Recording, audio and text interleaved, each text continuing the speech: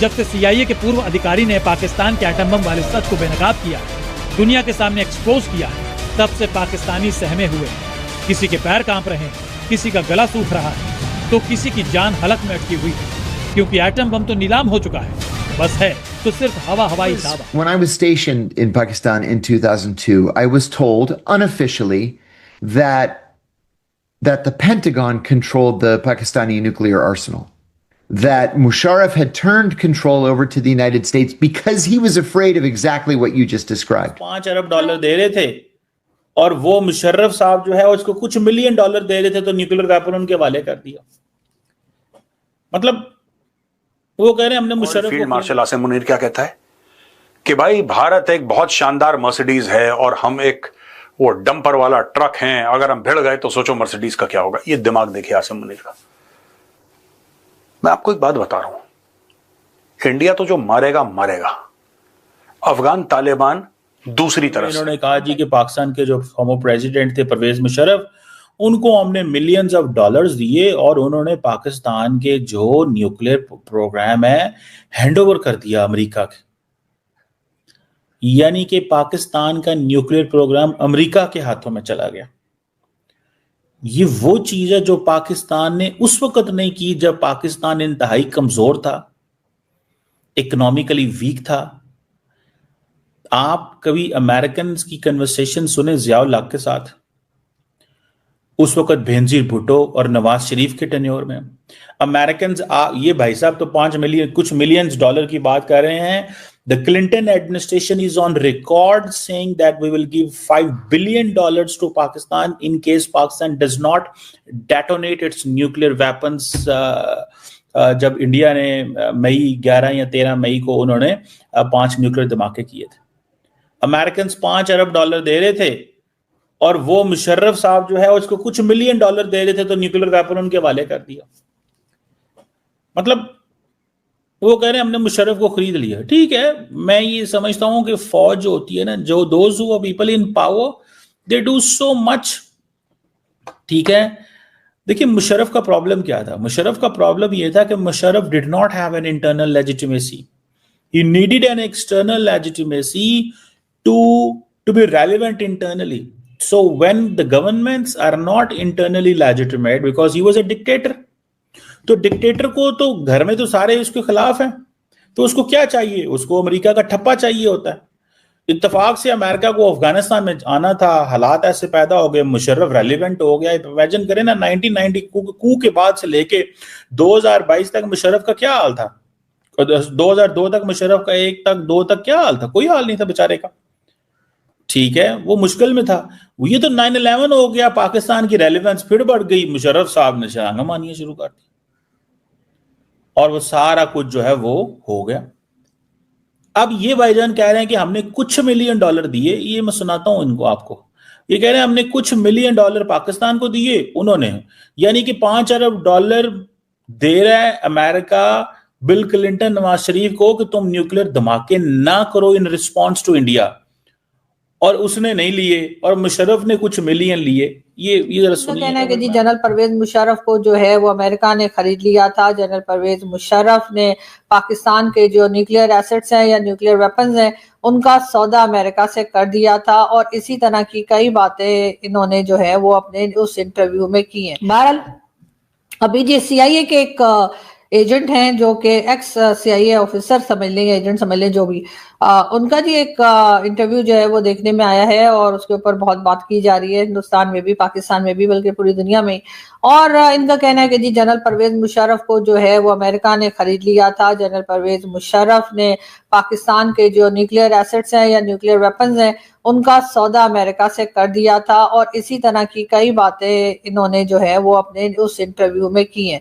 साथ ही साथ उनका ये भी कहना है कि जी परवेज मुशर्रफ ने जो है वो ये भी कहा है कि उन्होंने जिहादी बनाए या उन्होंने इस तरह से लोगों को ट्रेन किया जिससे कि वो जाकर किसी भी दूसरी कंट्री पे अटैक करें। साथ ही इनका ये भी कहना है कि अगर दोबारा कोई वॉर हुई हिंदुस्तान पाकिस्तान के बीच में तो पाकिस्तान की गलती होगी और पाकिस्तान उस जंग को हार भी सकता है। खैर, इसी किस्म की कई बातें इन्होंने की हैं, लेकिन ये कितने इंपॉर्टेंट है, कितने रेलिवेंट है, ये तो आने वाला वक्त ही बताएगा। लेकिन फिलहाल तो लोग यही कह रहे हैं कि इनकी बातों को कुछ ही दिनों में लोग भूल जाएंगे और उसके बाद आगे की तरफ बढ़ जाएंगे। लेकिन जहां तक इनकी कुछ बातों की अगर मैं जिक्र करूं तो इन्होंने कोई खास नई बात नहीं बताई है। कि अगर ये कहा जा रहा है कि जनरल परवेज मुशर्रफ जो है वो एक तरह से अमेरिका के हाथों कहा कि बेच अपने आप को बेच चुके थे या बिक चुके थे, तो ये कोई नई बात नहीं है। पाकिस्तान में जो मिलिट्री एस्टैब्लिशमेंट है वो हमेशा से अमेरिका के ज़ेरे साया रही है।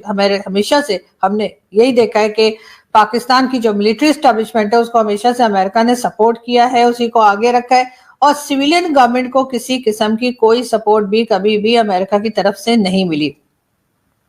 चाहे पाकिस्तान बनने से लेकर आप आज तक की अगर गवर्नमेंट को देखें तो आप यही देखेंगे इस वक्त के भी फील्ड मार्शल साहब आपको अमेरिका बार बार जाते हुए नजर आते हैं, बार बार डोनाल्ड ट्रंप के साथ खड़े दिखाई देते हैं और जिस तरीके से उन्हें ट्रीट किया जाता है उससे पता यही लगता है कि डोनाल्ड ट्रंप या अमेरिकन इस वक्त की जो अमेरिका की गवर्नमेंट है वो इस वक्त भी पाकिस्तान की मिलिट्री एस्टैब्लिशमेंट को ही वेलकम कर रही है और उन्हीं के साथ काम करना चाहती है या उन्हीं के साथ किसी भी किस्म की डील में रहना चाहती है।